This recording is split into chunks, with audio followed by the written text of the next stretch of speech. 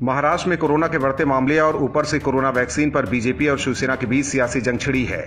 Corona vaccine पर दोनों आमने सामने हैं, लेकिन हैरान करने वाली बात यह है कि जहां शिवसेना कोरोना वैक्सीन को लेकर बीजेपी पर आरोप लगा रही है, वहीं एनसीपी बीजेपी और केंद्र सरकार के साथ खड़ी दिखाई दे रही है। एनसीपी प्रमुख शरद पवार ने कोरोना वैक्सीन को लेकर मोदी सरकार की जमकर तारीफ की है। इसके बाद अब सवाल उठने लगा है कि क्या एनसीपी और शरद पवार पूर्व गृह मंत्री अनिल देशमुख के खिलाफ सीबीआई जांच से डर गए हैं, या फिर उद्धव ठाकरे की अगुवाई वाली महाराष्ट्र सरकार के लिए किसी बड़े खतरे की तरफ इशारा है। पिछले दिनों ही गृह मंत्री अमित शाह और शरद पवार की मुलाकात हुई है। इस मुलाकात के कई मायने निकाले जा रहे हैं। महाराष्ट्र का सियासी हलचल कई तरह के संकेत दे रहे हैं और बीते कई मौकों पर चूक गई बीजेपी फिलहाल सबसे ज्यादा फायदे में नजर आ रही है।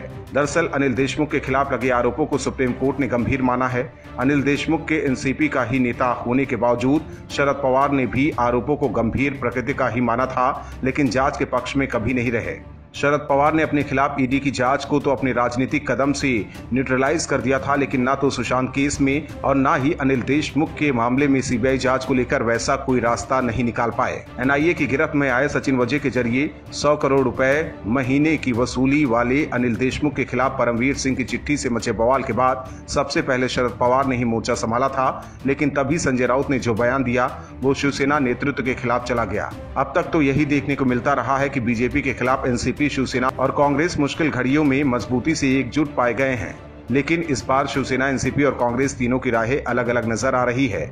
महाराष्ट्र में किसी नए बदलाव का संकेत देती सत्ता की सियासत की असलियत जो भी हो, कोई खिचड़ी पकाने के लिए लगाई गई आग का हल्का फुल्का धुआं तो दस्तक दे ही रहा है। और सबसे बड़ी बात यह है कि उद्धव सरकार को रिमोट कंट्रोल करने वाले शरद पवार का नया रोल निखर कर नए तरीके से सामने आने लगा है और ये पहले के मुकाबले ज्यादा साफ भी लग रहा है। ऐसे में हो सकता है कि आने वाले दिनों में पवार महाराष्ट्र में कुछ बड़ा राजनीतिक उलटफेर कर सकते हैं। Bureau report, OMH news. और भी वीडियोस देखने के लिए चैनल को सब्सक्राइब करें और बेल आइकन को दबाएं।